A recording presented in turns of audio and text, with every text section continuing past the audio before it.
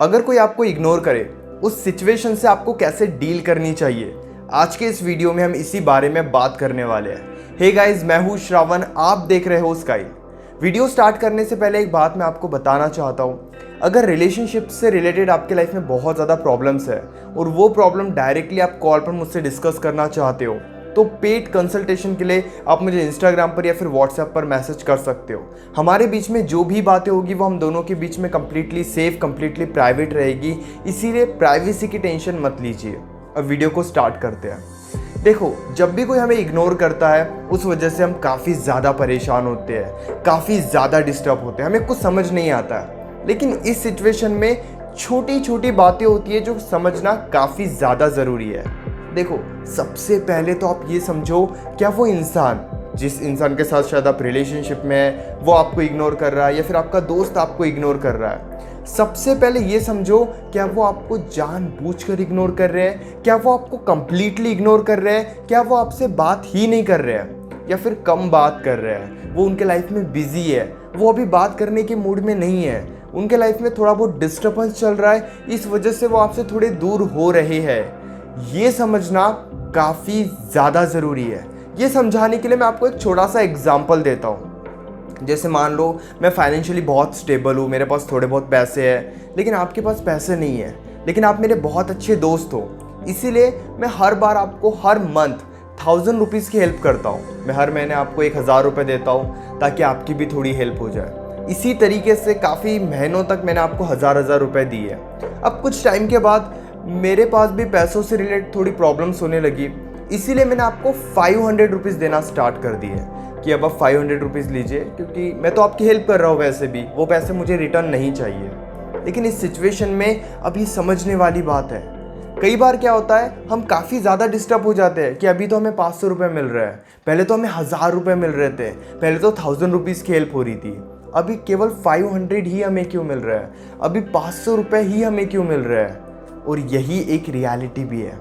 आप ये मत देखो कि पहले वो इंसान आपको कितना टाइम देता था, आप ये मत देखो कि पहले वो इंसान कितना स्टेबल था, कितना हैप्पी था आपके साथ। आप अभी ये देखो, क्या वो आपको कंप्लीटली इग्नोर कर रहे हैं। जैसे कि मैंने एग्जांपल दिया, मैं पहले आपको 1000 रुपये दे रहा था, अभी 500 रुपये दे रहा हूँ, तो क्या 500 रुपये कुछ भी नहीं है? अगर आप 500 रुपये डायरेक्टली 1000 रुपये से कंपेयर करोगे तो आपको 500 रुपये बहुत कम लगेंगे, लेकिन अगर आप हेल्प के बेस पे देखोगे तो 500 रुपये फिर भी बहुत ज़्यादा है। इसी तरीके से हमें रिलेशनशिप में भी समझने की ज़रूरत है। पहले से कंपेयर करोगे तो अभी आपको काफ़ी ज़्यादा चेंजेस नज़र आएंगे, लेकिन कंपेयर करने की कोई ज़रूरत नहीं है, बल्कि ये समझने की ज़रूरत है कि अभी आपको जितना टाइम मिल रहा है, जितनी बातें शेयर हो रही है, वो बहुत ज़्यादा कम है या फिर आपको कम लग रही है। यही रिलेशनशिप में भी होता है। पहले से कंपेयर करोगे तो हर बात आपको कम लगेगी।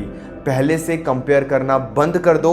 अभी जो चल रहा है उस सिचुएशन में पूरा फोकस करो, क्या सच में टाइम कम मिल रहा है या फिर कहीं ना कहीं आपकी एक्सपेक्टेशंस बहुत ज़्यादा थी, इसीलिए आपको टाइम कम लग रहा है। और इस सिचुएशन में हम और एक बहुत बड़ी गलती करते हैं। हमारे लाइफ में, हमारी लैंग्वेज में, हमारे बिहेवियर में हम उस इंसान को लेकर बहुत ज़्यादा निगेटिविटी ऐड करते हैं। सैड स्टेटस लगाना स्टार्ट करते हैं, डीपी हटाना स्टार्ट करते हैं, उन्हें शायरी सुनाने लगते हैं स्टेटस के थ्रू, और हमारा बिहेवियर भी हम काफ़ी ज़्यादा निगेटिव बना लेते हैं। जब भी बात होती है कंप्लेन करते रहते हैं, उन्हें ब्लेम करते रहते हैं कि आप टाइम नहीं दे रहे हो, पहले तो आप टाइम देते थे, अभी तो आप अच्छे से बात नहीं कर रहे हो।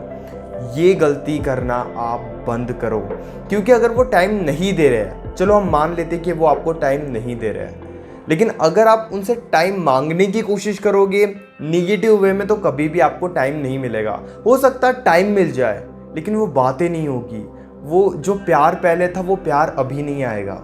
इसीलिए चेस करना बंद कर दो। और एक बहुत बड़ी बात, जो हम हमारे बिहेवियर को चेंज करते हैं, स्टेटस लगाना, डीपी हटाना, ये भी बंद कर दो। स्टेबल रहना स्टार्ट करो। स्टेबल रहना काफ़ी ज़्यादा ज़रूरी है।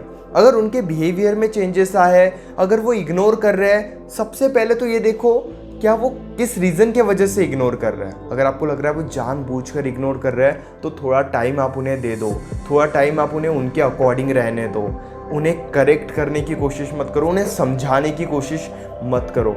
कुछ टाइम तक धीरे धीरे देखो कि उनके बिहेवियर में चेंजेस आ रहे हैं या फिर नहीं। लेकिन अगर आपने अपने बिहेवियर को चेंज कर दिया है, ब्लेम कर रहे हो, कंप्लेन कर रहे हो या बार बार इसी बारे में उनसे डिस्कस कर रहे हो, सबसे पहले आप ये करना बंद कर दो।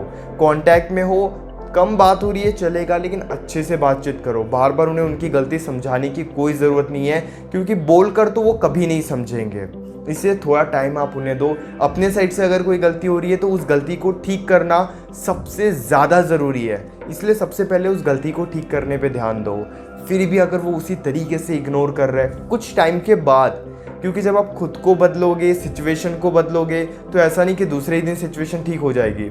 थोड़ा टाइम ज़रूर लग सकता है, लेकिन थोड़ा टाइम आपको देना चाहिए। फिर भी अगर वो इग्नोर ही कर रहे हैं, आपने खुद को रिलैक्स कर लिया, आपने खुद को स्टेबल किया, फिर भी वो आपको इग्नोर ही किए जा रहे हैं, तो उस सिचुएशन में आप डायरेक्टली उनसे बात कर सकते हो इग्नोरेंस से रिलेटेड। फिर ये देख सकते हो कि अब वो आपके साथ रहना चाहते हैं या फिर नहीं।